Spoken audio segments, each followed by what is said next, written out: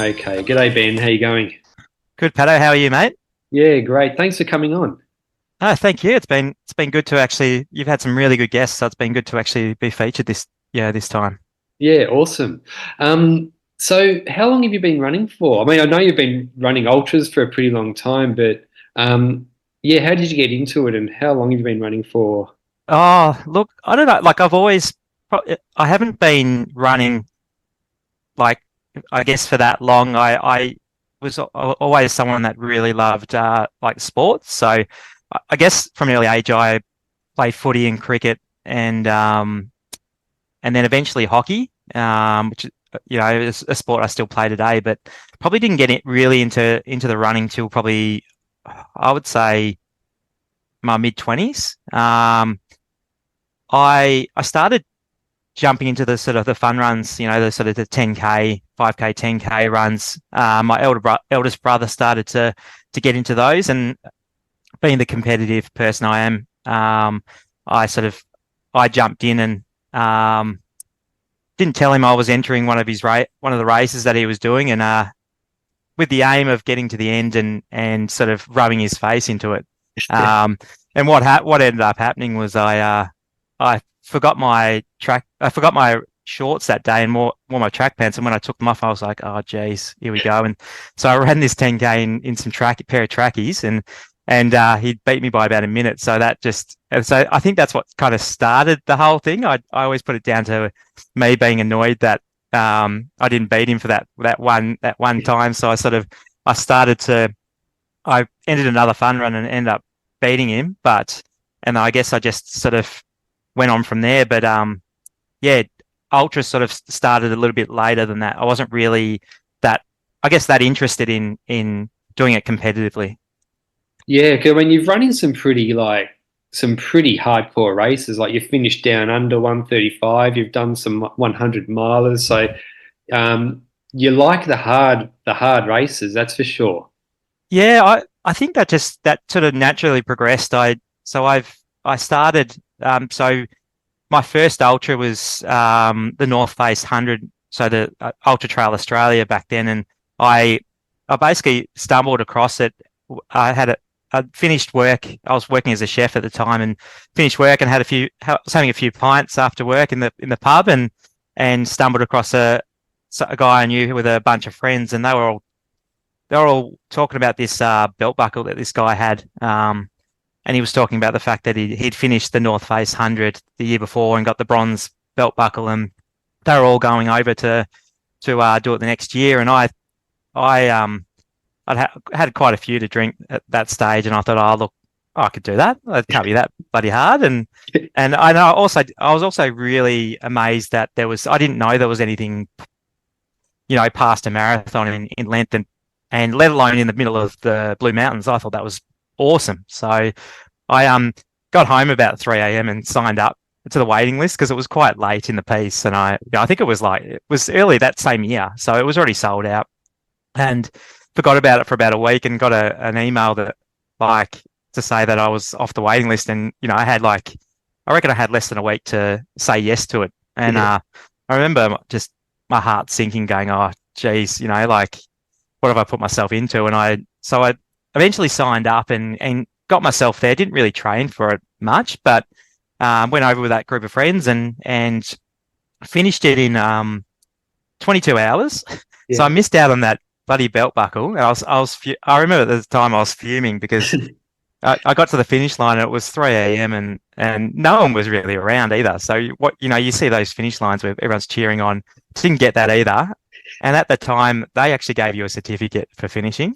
So Right. I've got this like the tiniest little, I think it's an A5 card type certificate as my like first ever 100K race.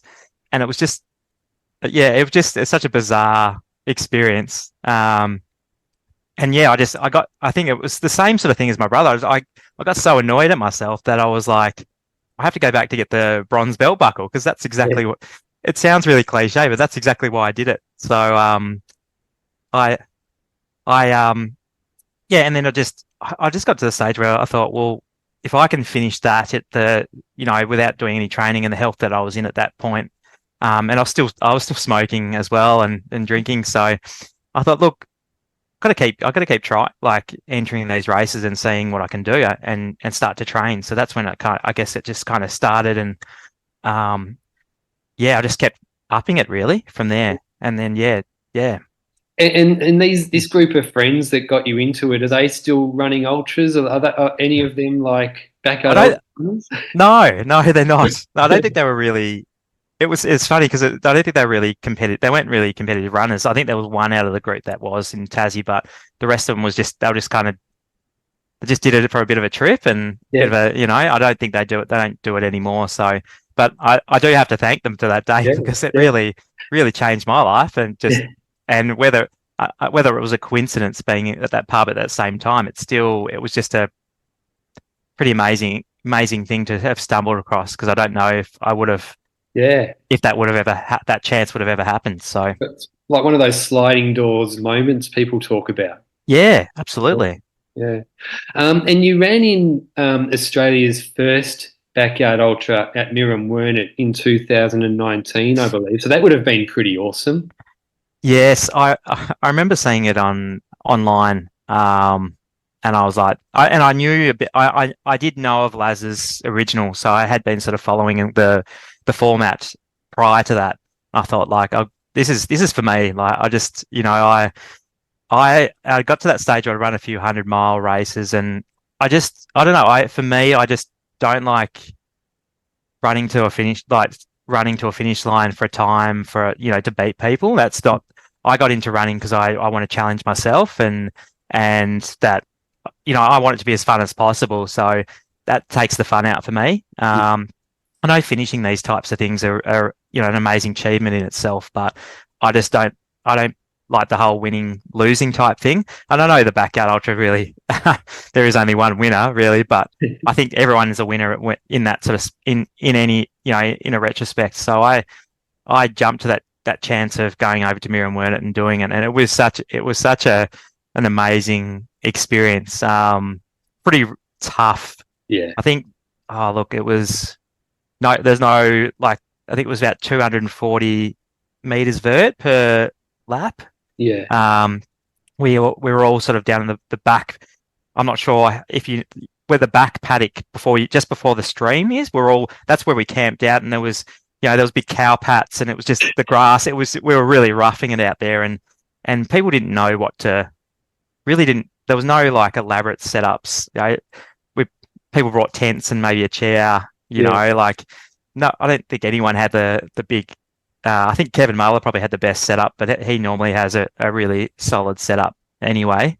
But no one really had the reclining chairs and the massage guns and all that sort of stuff. So we were just winging it. But I managed to get I think 28 in that one, and I kind of I just pulled the pin. Just one of those laps in moments where I thought, look, I had a couple of bad laps, and it was purely, it was probably a nutrition thing. Really, I just didn't bring the right stuff.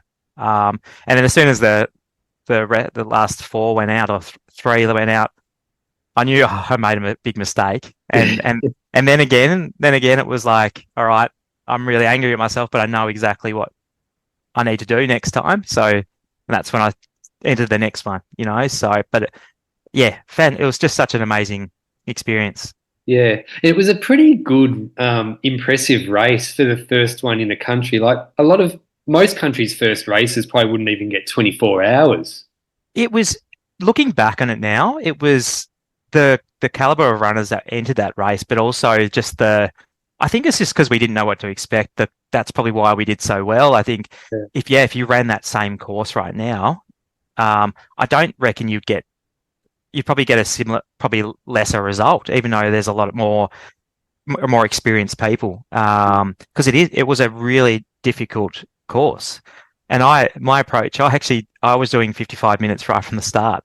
Yeah. So I did 55 minutes the whole time because I thought like there's no point me waiting around for 10 plus minutes. So I think that strategy worked really well, and I think people thought that I was going to drop out early because I was coming in at the end.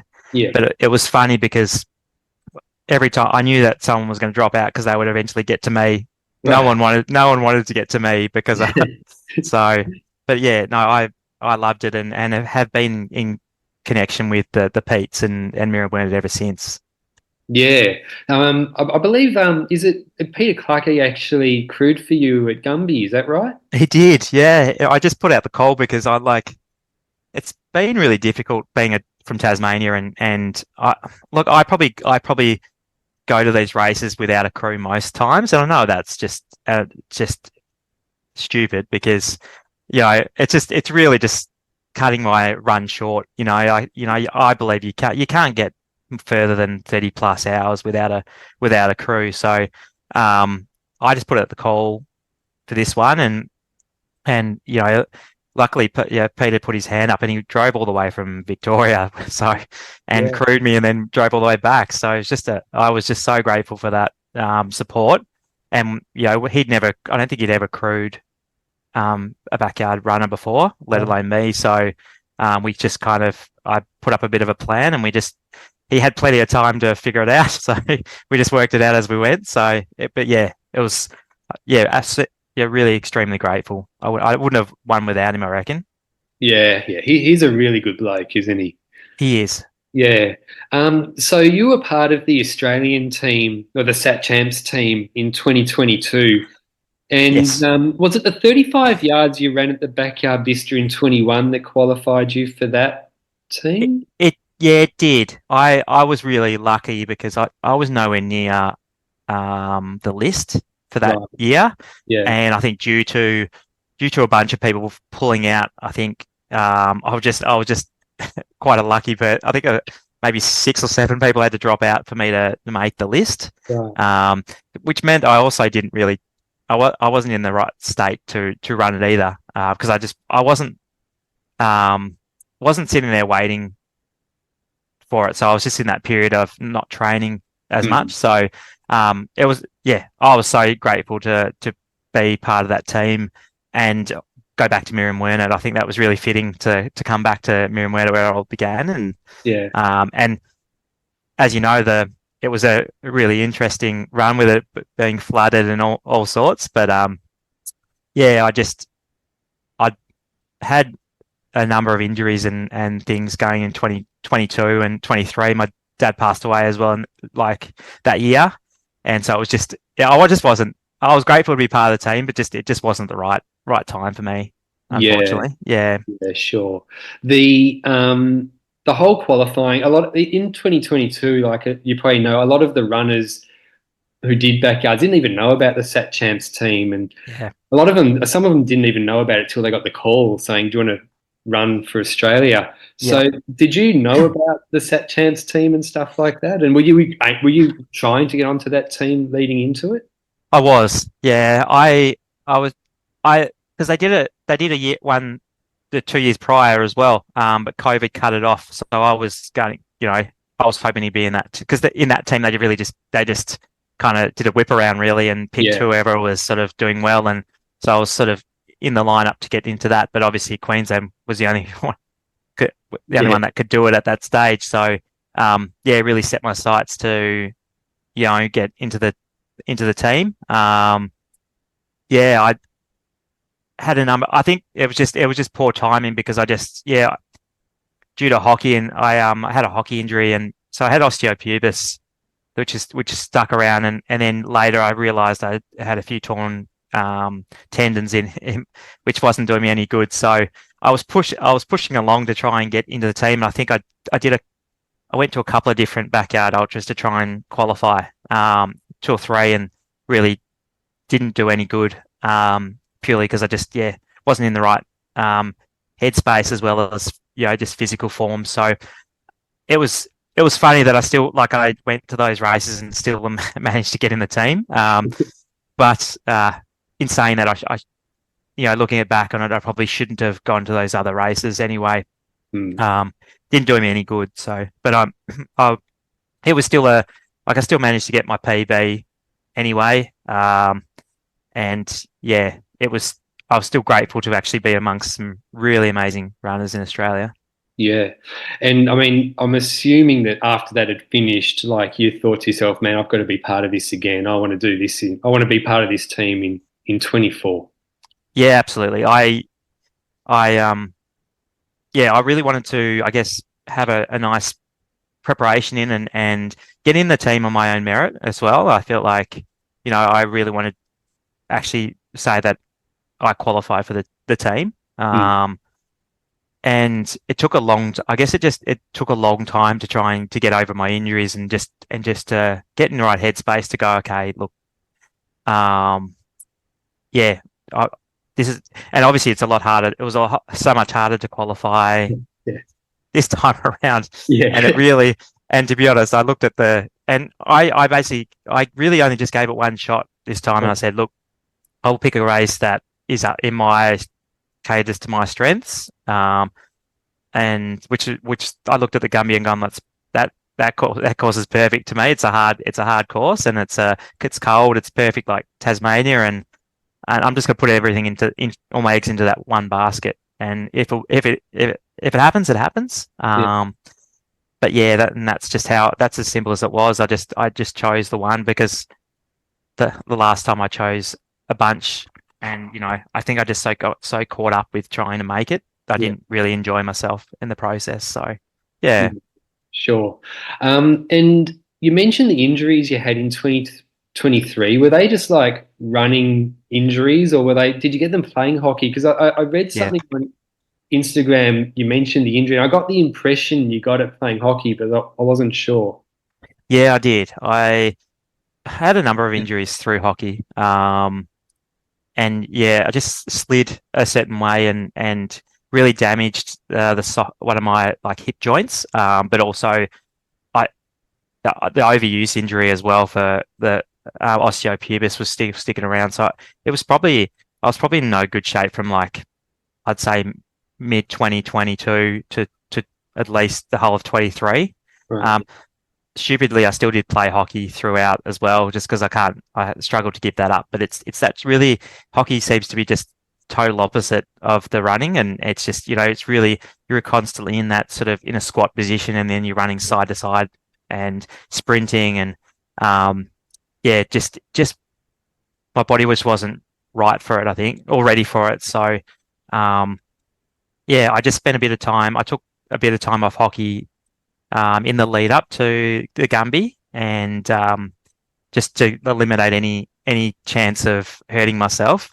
Yeah. And then I did a really condensed sort of 2 months of training because I don't do really well with I don't like doing a long training block. So 2 months and gave up alcohol and put everything into it, and yeah, I got to the start line almost probably 90% there. I didn't expect to be fully over the injury, but yeah, I felt you got to be confident when you get to that start line that you've done everything you can. Yeah. And you did mention that like this was like a one throw at the stumps kind of thing. You didn't have a roadmap. You didn't have a backup plan. It was this race and or nothing. Yeah, yeah, exactly. And I think that's also part of the mindset. I think I didn't want to have a backup plan. Yeah. Like you want to be out. I just wanted to go out there and yeah, put everything into it. As I put everything into training and I probably changed a few things for like during the race game plan and um had a bit more of a plan for Pete purely because I'm not used to having a crew as well. So I'm used to just doing it all myself. So there was probably a few things that I did change there, but yeah, I just wanted to go into that and go, look, I just wanted to know that if I didn't finish it, that I'm happy. I wanted to go home happy that I'd done enough, Yeah. and yeah, because there's so many variables, and only one person does finish up, so there's a high chance of not succeeding. So I wanted to be happy myself when I came back home, really. So yeah. Yeah, sure. Now, you did mention that Gumby is known as a tough course. Mm. It's hilly and it's cold as well, like Tasmania. Like you said, it's in Canberra, I believe. Yeah. And you'll run on some tough courses like Mirrim Wurnit, like you mentioned. But Mm. where does Gumby sit on the Ben Hirst tough course rankings? I reckon. Look, yeah, I reckon it's probably it's gonna be probably, so I think so. Mirrim Wurnit obviously is the up there with the hardest. Yeah. Um, I thought backyard blister when I did do it was up there was quite hard too. Yeah.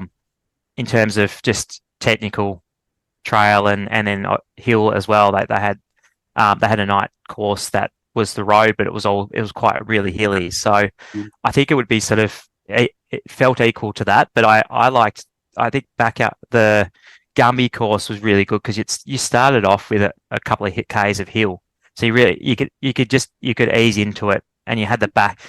They do you had the back end to run downhill, but they did flip I'm not sure if you've seen that they they flipped the coin like pretty much the day before to decide which way to go. So I don't know if this was easier than the other side, but I was grateful that the hill was at the start and not at the end. I think that may have changed things, but um, it just suited me. I like to have I've got a good hiking ability.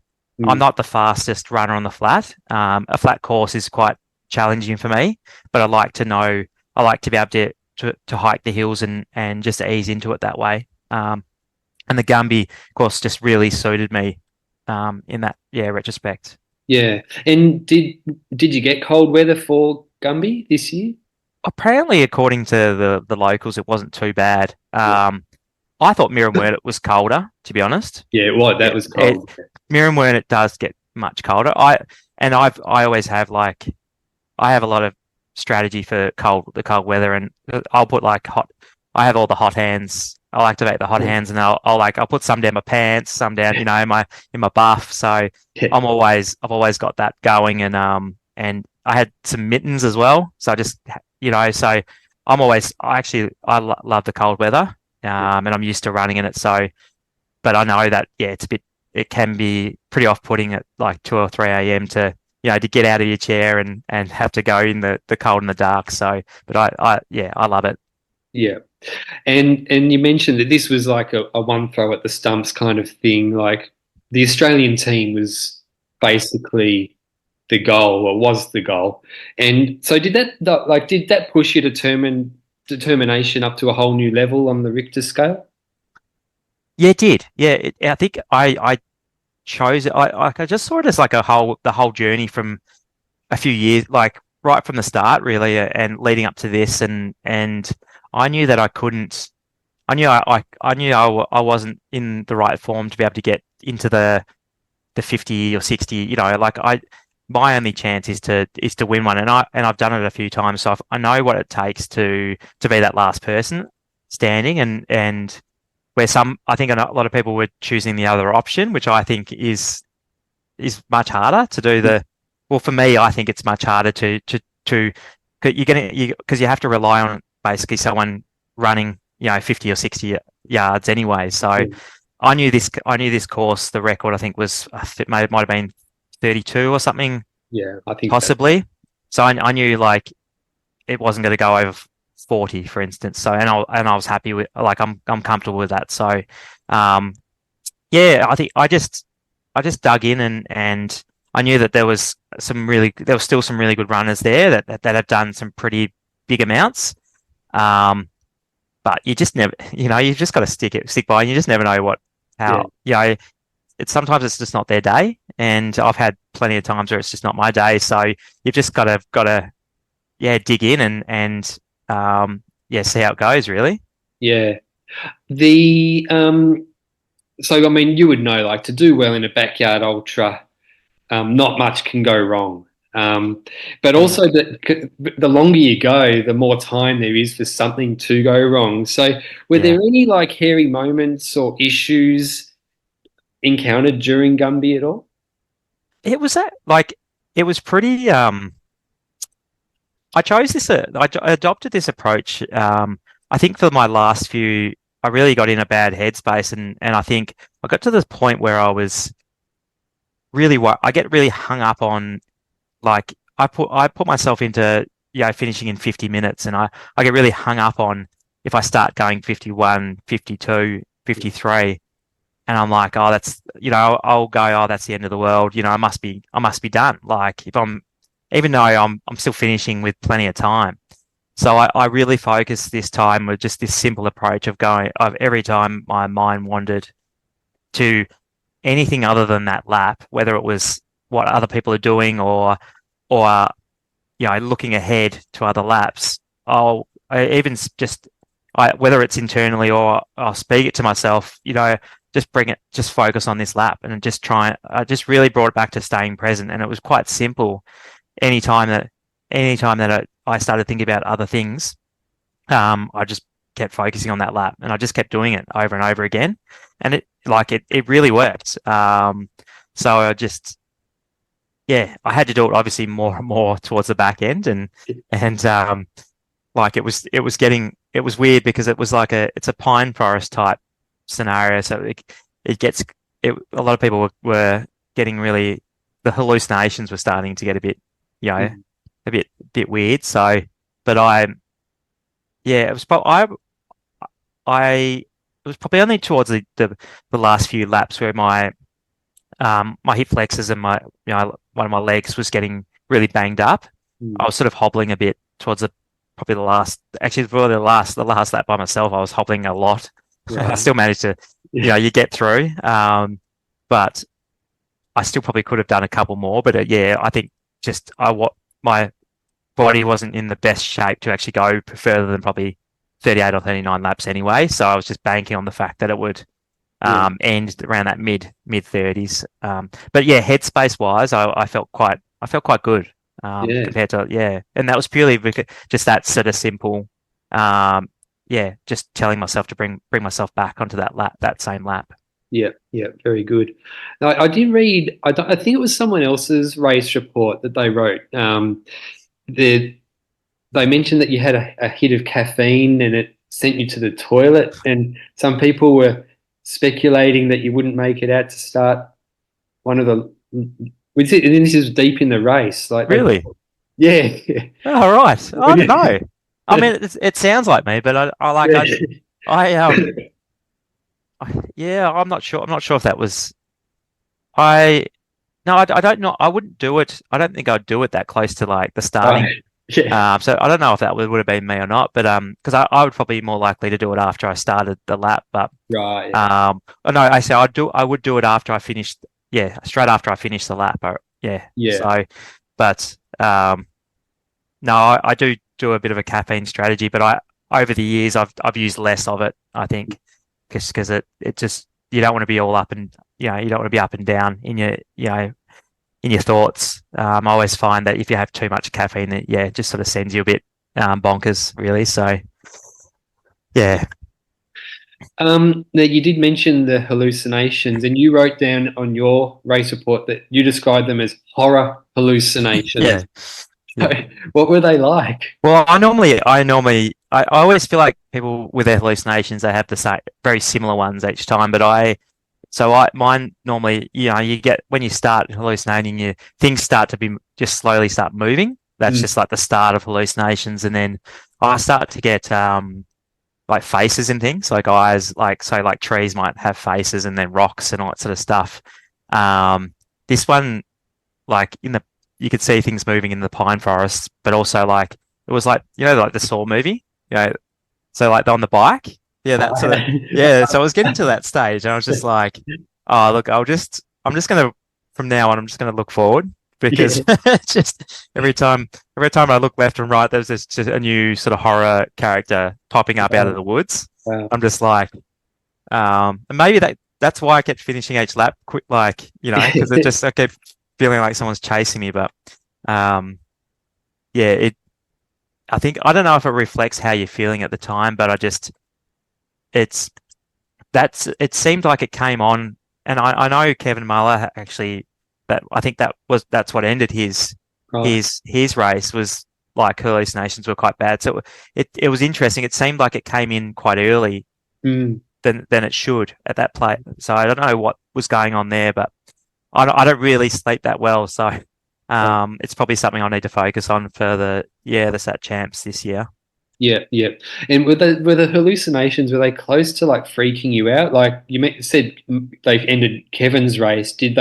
Were they close to ending yours? No, I kind of embrace them really. I go a bit Yeah. crazy. Like when I did Down Under 135, that's when I had my first real proper experience on, hallucinations. And I think you start getting into that second night. That's when it starts getting a bit weird.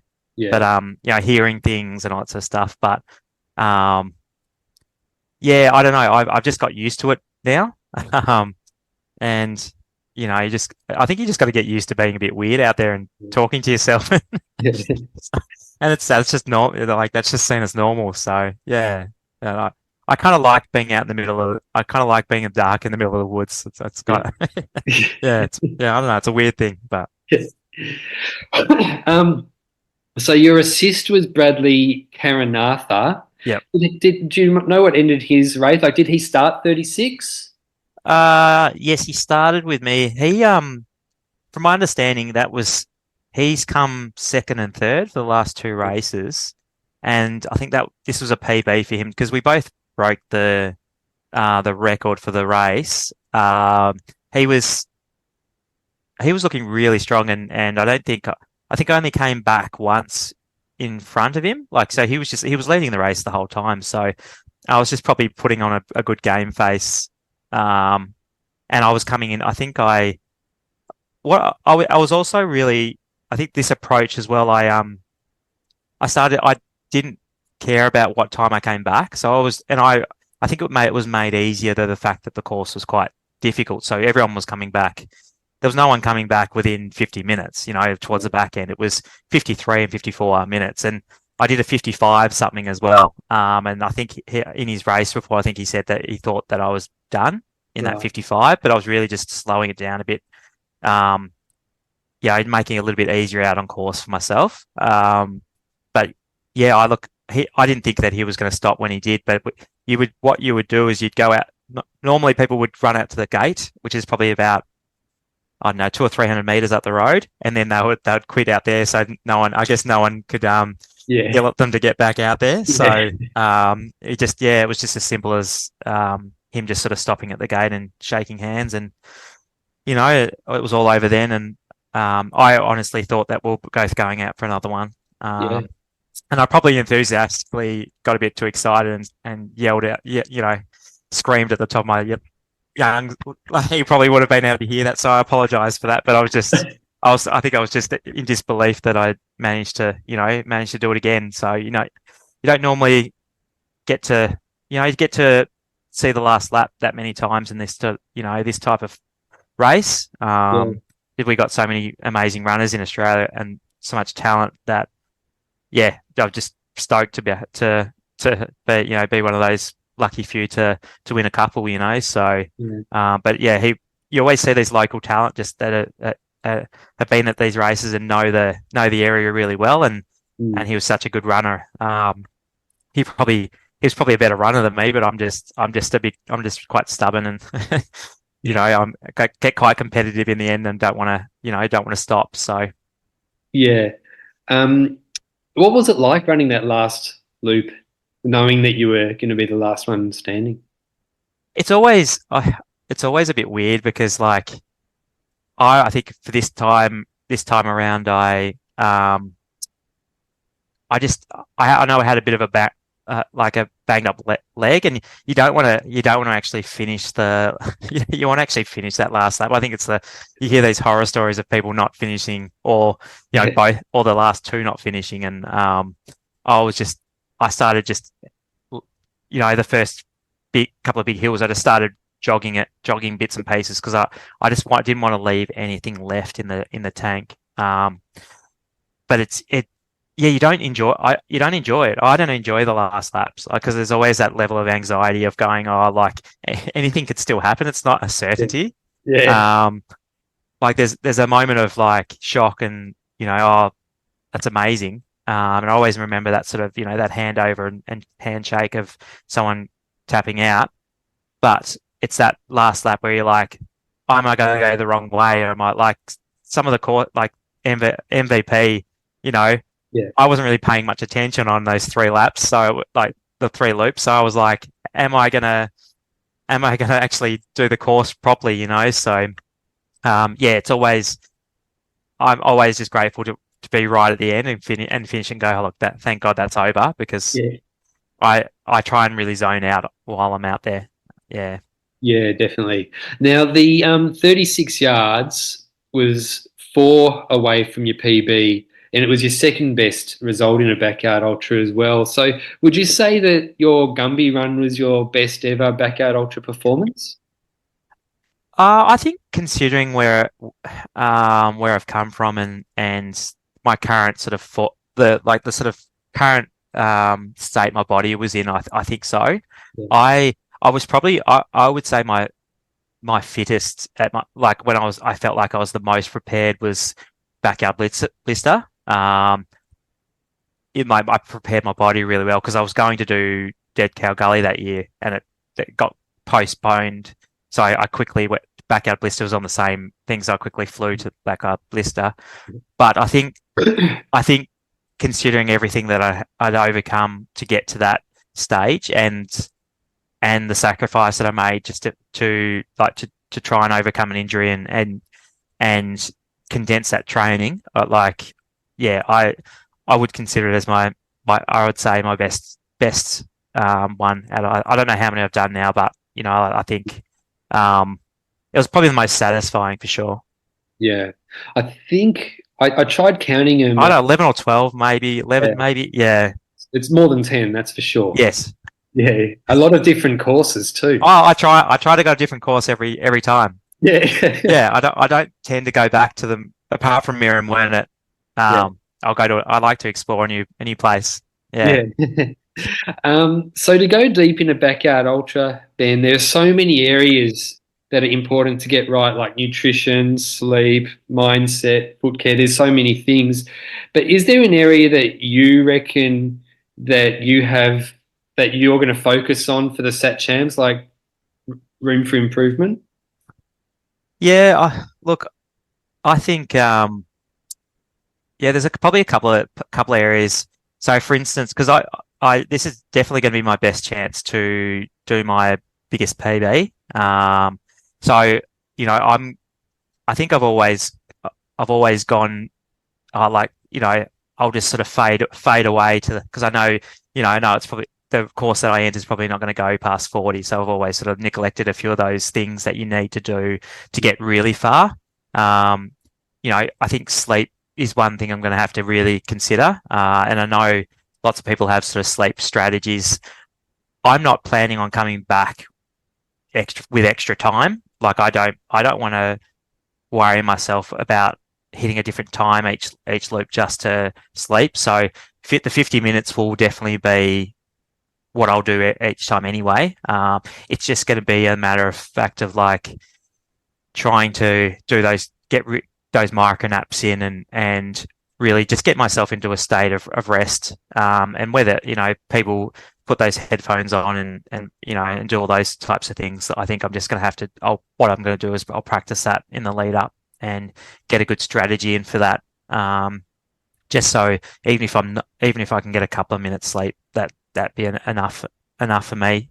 Yeah, so I think the sleep's definitely going to be one of the main focuses. I've got to try and figure out where I'm going to do the sort of walk run type strategy, because I've always sort of the flat courses I've really struggled with momentum because I think running the whole time, like you just get like I like to be able to find a hill to walk to have that breathing space. So the other thing will be I have done Hirties once before, not many hills at all, but I'm going to have to tap into the guys and girls and say where where they're going to walk, and maybe it is just tapping onto some of those groups of runners that and just run with a few people. I think I'm probably going to, because I'm so used to running by myself and I get stuck at the back, and then I spend the whole race running by myself. So I think I need to try and either speed up, learn how to run faster, or just join some groups to make it a bit, get into a bit of a routine to get me through those early periods. Because I know once I get past that 40 mark, I know I'll go quite long. But I just need to get through those 30s area, which is I've had it quite a few times where I've dropped out in the 30s. So I know once I hit my PB, then we'll do a big PB after that. So so it's probably just I liked some of the strategies that I used in I tested a few strategies that I used in my ACT in the ACT race, and they worked really well. So I'll keep some of those. I like to have everything quite simple. I think because once you get to the state of just being all over the place, you want to have real simple strategies. And like I'll even have my watch pretty much like it's pretty much a watch basically, and it will only just have like the time elapsed, and I'll turn all the sound off, and I'll have it on like a safe mode thing, so I can't even see it unless I tap it. So I don't want like my mind to go to look at it and go, oh, even a beep. Some of those Garmin's can like negatively beep at you if you're going slower than. So I don't want any chance of me getting into a state of distress because I feel like I'm, going slower, I'm not performing and all that sort of stuff. So just, anything that I can do to just keep myself pretty positive and just having fun out there, I think is you got to have. The reason why I got into this thing was because it was good, obviously, to be competitive and push myself further. But I just really enjoyed doing things that I never thought I could. And so there's no reason why it shouldn't be any different. So so probably those things really. I done enough of them now to I want to be able to kind of enjoy it. I don't want to put too much pressure on myself. Yeah. But I'm also good, I'm also really proud to actually. I never thought I'd represent my country in anything, even though it's quite a niche thing to represent your country in. But I was like, I thought I really wanted to represent, Australia in hockey, and that sort of thing. So being able to do it in backyard ultra is still something to be really proud of. So I'm just going to rock up, and I know most of the guys anyway. So and Margie as well, and it's going to be a really good time. Yeah, I get the feeling that in 2022, not all the runners knew each other. It's going to be a very different vibe this year. I think all the runners are going to know each other. They're all going to be a lot more.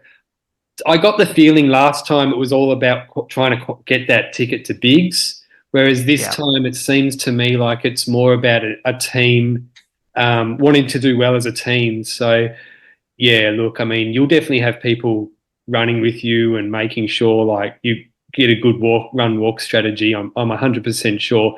I think it will be the best race to be involved in. It's going to be massive. Like, and you're right. I think we kind of knew I think we'd met it. I think there was this like the WA, a lot of from WA had met some other people in whether it was Victoria or Queensland, so they've all run in backyards together now. Everyone has. So, and it's been great to have so much variety on offer now. There wasn't so many at the start to choose from. So, and I think to the fact that we went, performed so good last year. I think there's that sort of, we want to obviously, try and beat USA. Like I think that would be amazing achievement to do so, and I think we've got the runners to do so and the course. So, I think we'll be doing all we can to stay together for as long as we can. Yeah. And what would you say is your biggest backyard ultra strength? I don't know. I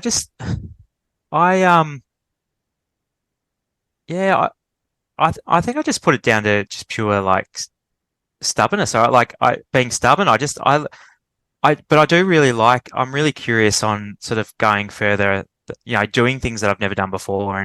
And I don't think I've lost that feeling yet. There's a period where I thought, oh, why am I doing these backyard ultras? Time after time, flying over and then coming back feeling like crap, like training again and but that's obviously the risk because, there's 99% people don't finish. But I just, yeah, I, I don't know. I just like to, yeah, I just like to get out there and do things that, yeah, that surprise me but also, hopefully motivate other people as well. And that's sort of, I guess, some of the other, the charity stuff that I do as well. I like, that's why I've always put it out on social media, some of the running stuff that I do, just because it has really, people have seen that and gone and it really has transformed, they've signed up to something or, they've decided to go out and do something that they've never done before. So, and it doesn't matter. The distance doesn't matter. Like it's all, it's all relative to the person. So, I always love to showcase some of the things that I do. It's not about, it's not about me. It's about sort of just showing people what's possible, I guess. And because I don't see myself as like this athlete that, some people do see me as. I just, I'm just someone that's just, got to the start line for that one, that 100-kilometer race and just thought, well, we'll see how it goes, So, yeah. Well, you've definitely set yourself some pretty impressive challenges as far as runs go. Like that one that you did, you ran up and down a mountain like non-stop for 2 days or something like that. A week. A week. I don't do 2-day challenges anymore. Right. Yeah, no, so I did some, so I think, it would have been probably 8 or 9 years ago. I started like the Run for Mental Health Facebook page, purely just sort of, purely to, I guess, document my sort of running, I guess my start of my running journey, but also, start discussing some of the mental health challenges that I was going through at the time. And it was a better way to talk about it, by sort of, I guess, putting it with the running side of things. So it didn't feel like I was going just completely being really, throwing mental health down people's throats and that sort of thing. And at that stage, probably 10 years ago, it really, really wasn't out. No one was really talking about it, let alone someone in their a guy in his mid-20s talking about that sort of stuff. So, I just started going, well, if maybe I should, combine this love of running and these challenges and, do something pretty crazy to, I guess, just to get that platform, get people to take notice and then, use that platform to start to raise awareness, of mental health and suicide prevention. So that's kind of, I guess, where it started. And I did, that was the one up the mountain. So it was a double Everest attempt up on our local mountain, Kunyani, Mount Wellington. And, it was, I had to do 2 or 3 summits a day for 7 days straight and it was snowing and like it was, I put it on the coldest week of coldest time of the year as well, straight through the middle of winter, purely because the charity that I raised funds for, Speak Up, Stay Chatty, that was their 10th anniversary. So I was going to finish on their 10th anniversary. So I felt really fitting doing that. Not the easiest, knowing you get 110K wins up the top and, snow but I think it just reignited my love of running. I felt like I had a bit of a slump there during my injury. So it was nice to be back up the mountain, in those conditions again. Yeah. Yeah. And I overestimated too. I ended up doing 20,000 meters of elevation because I thought, I didn't calculate it right. So I was doing extra each day for nothing and then realized I got to the last day and gone, oh shit, I've done actually more. So I just rounded up to 20,000 meters. So yeah.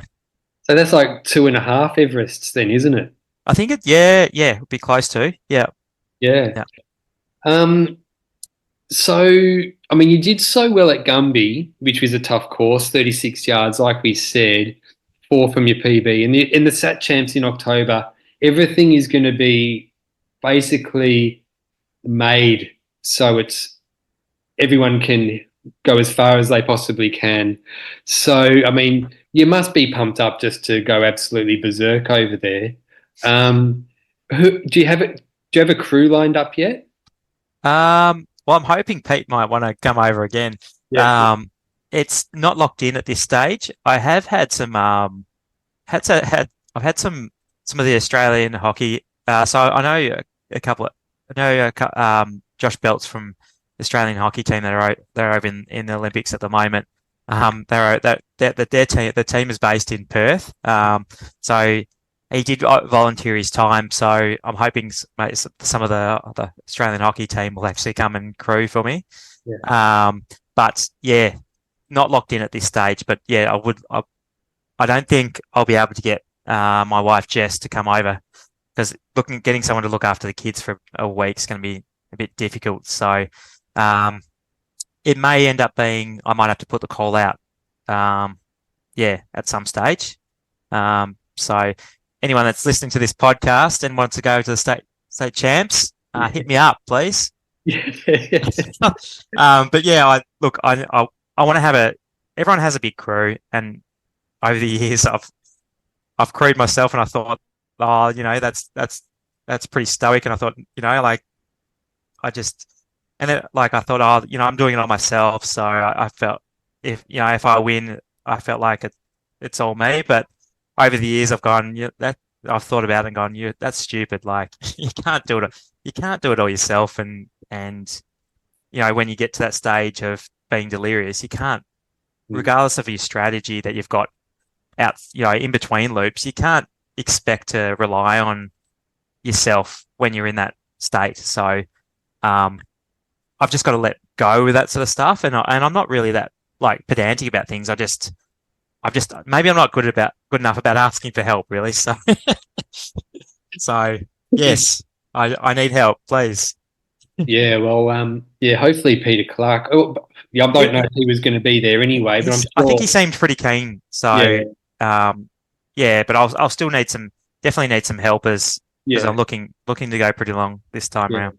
Yeah, for sure. So with running, I mean, it's definitely since I've started, it's definitely helped me with like my mental health, I guess you could say. When you started running, like, did you know, like, did you have a realization? This is actually making me feel really good, like mentally, like. Yeah, I think there's different elements to it because I think there's things that you can do. There's habits you can do to yourself that really can make you that can contribute to poor mental health. And I think at the time, I probably wasn't looking after myself as well, like as I should be. So I think, having that physical, like going out, and I always I was still playing sport and that sort of thing, but that's only like, that's probably an hour or so of a week. But getting outside out of the house, that's into the fresh air and even whether it's in nature or not is a huge benefit. But I think it's just that physical side of things. And I started to, and I know a lot of runners are like this. That I've got an addictive personality, and so wherever I throw myself into, I do it 100%. So some of those negative things like whether it was smoking or drinking too much and all those types of things, I started sort of prioritizing the running side of things to those habits. So I think that really, as I started getting better at running and realizing, oh wow, like this is quite exciting. I think as you get every runner that start seeing changes in there, or whether it's their body or their mind, they go, look, I'm I want to put everything in that, and I guess there gets to a stage where you can't always put everything into something because that can become, even healthy addictions can become unhealthy. But I just felt like it was just a nice, it got to a stage where I could go out, it could be a lunch break for work and just reset, and whether it was half an hour, like the massive changes in your mindset of just having that break, and a time away to just, whether it is get into that flow state and just not think about anything for a while, or just, I think the best thing about it is, you don't tend to be, when you're running, you don't tend to be thinking about other things, like you're just focusing on what where you are and what you're doing. And yeah, it's an amazing feeling. And I still use that today. And I think for people like, don't wait till you're in a negative headspace to go for a run. Like, I think there's that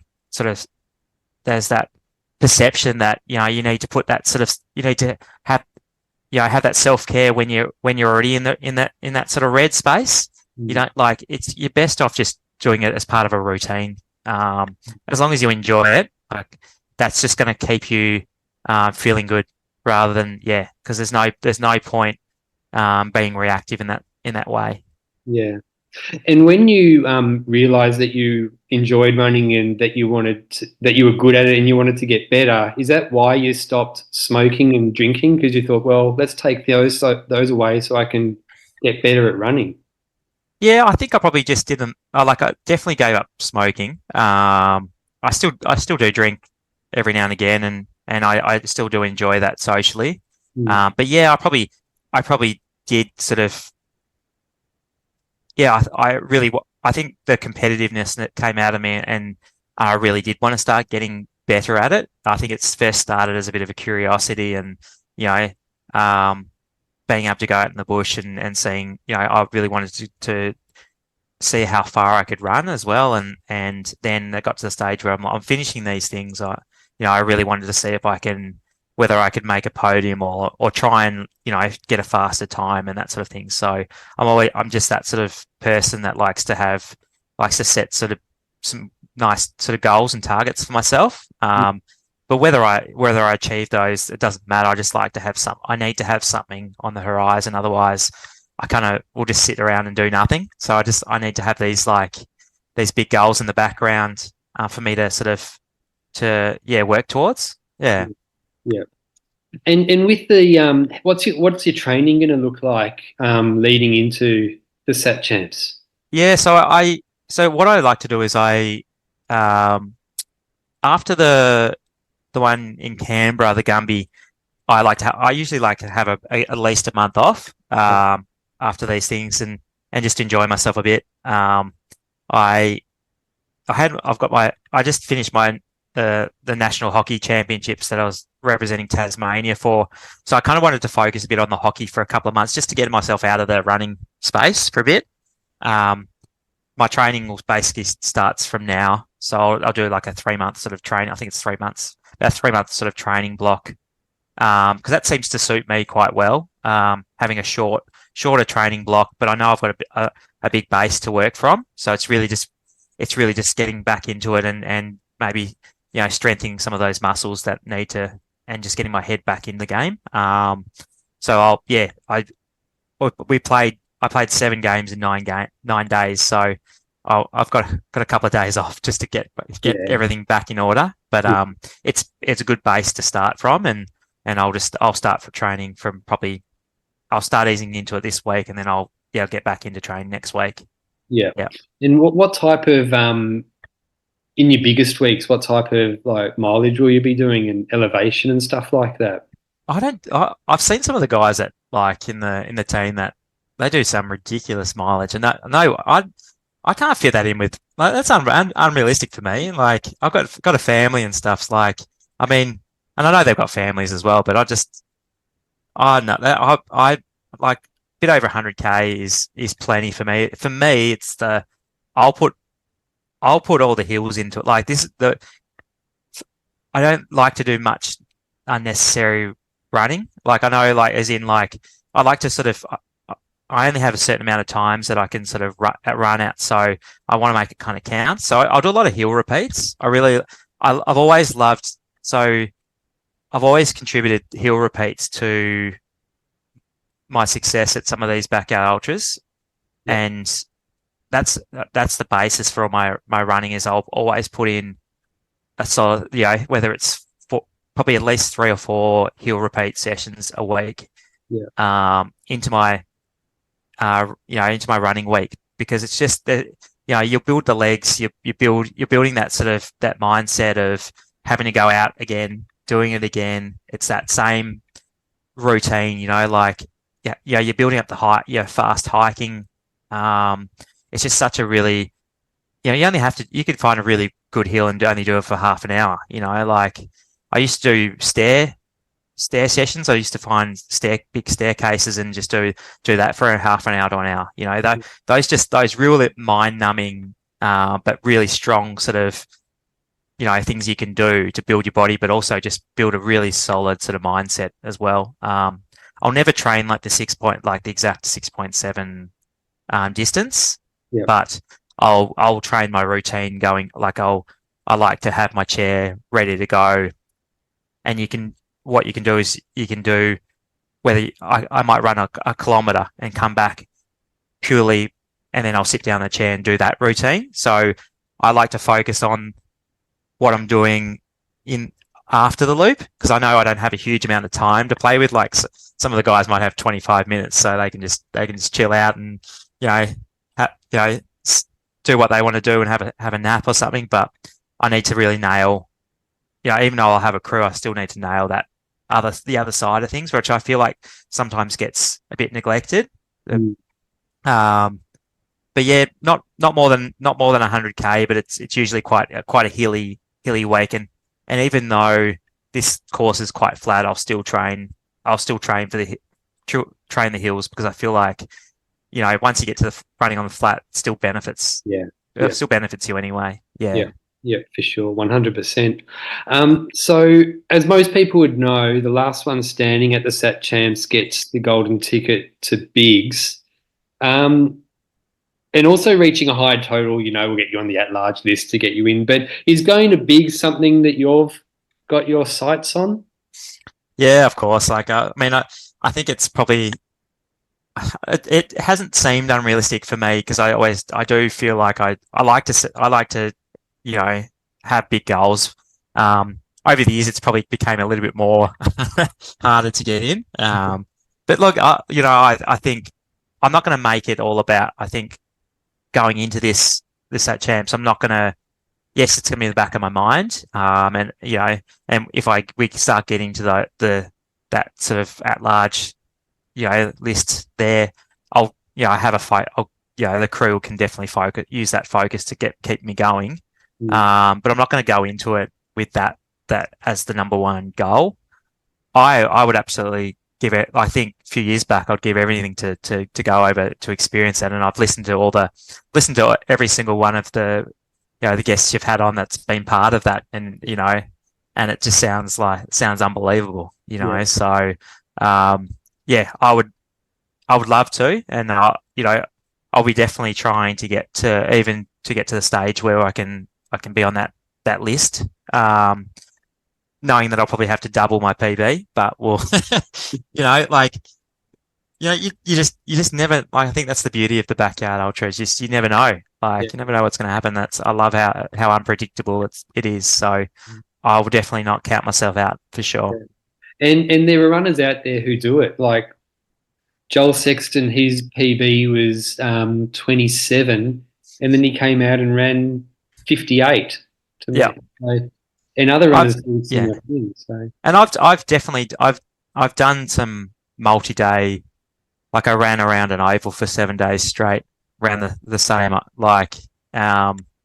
and obviously, and the one at Bacchus Master down under that was 51 hours. Like I've definitely been around that sort of time. You just need to kind of have that one good run. So I think now that I've got a good I've got 3 months to prepare, and it's not just because I think I found out about a month before last time. So I know what I need to do to get myself ready for that run, and then I can combine some of the learnings that are in my last backyard as well. So feeling pretty confident that I'll definitely PB this time around. It's just you go into that unknown of in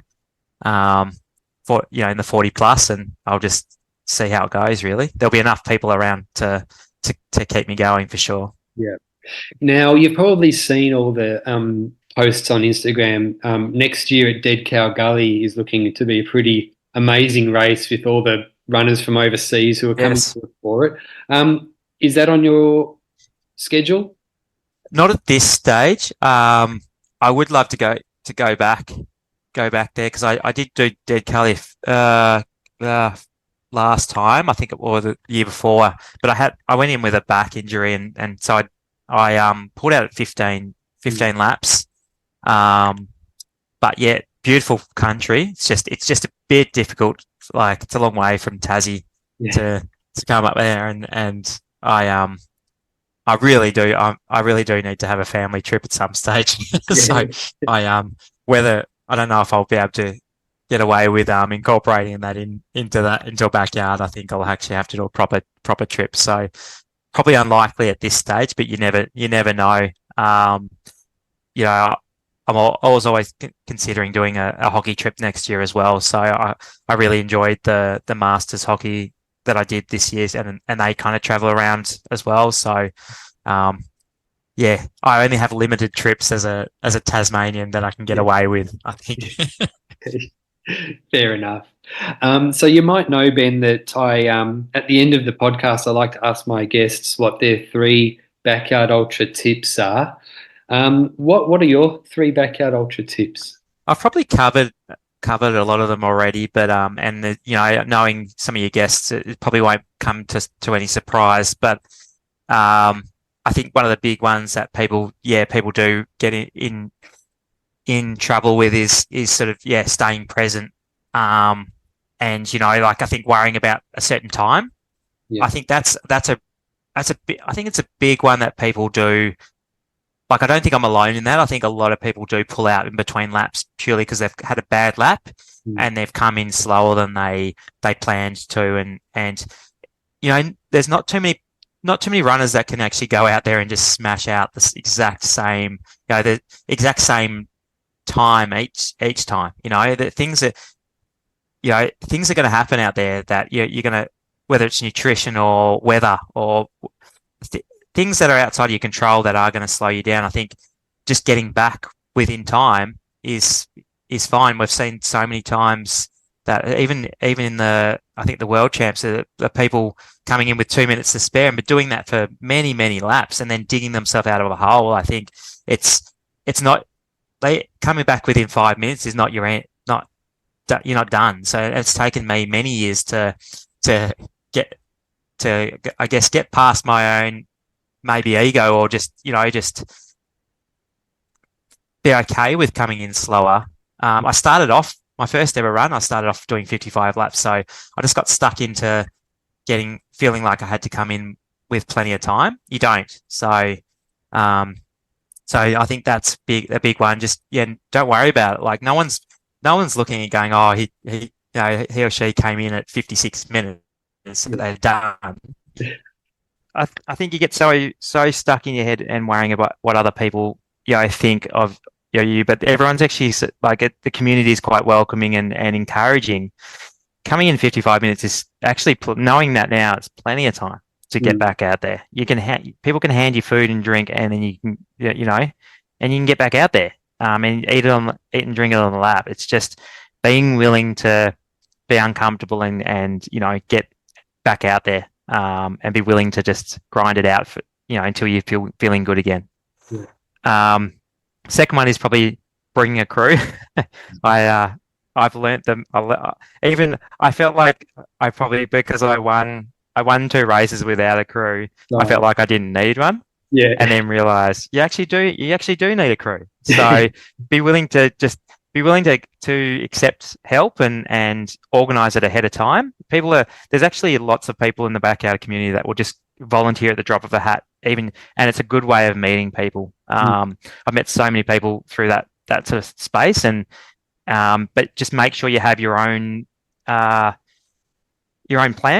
to hand them, so that when you're in a state of deliriousness, you can, it's all in the plan. So that's probably I've learned that from a few other people by getting a plan together and just handing it to them, and then it's so much easier.